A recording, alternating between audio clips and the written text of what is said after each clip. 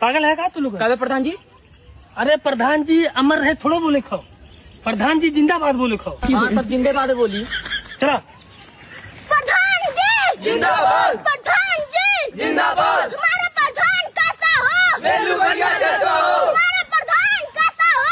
वेलू भैया जैसा हो। हमारा प्रधान कैसा हो? वेलू भैया जैसा हो। हमारा प्रधान कैसा हो? वेलू भैया जैसा हो।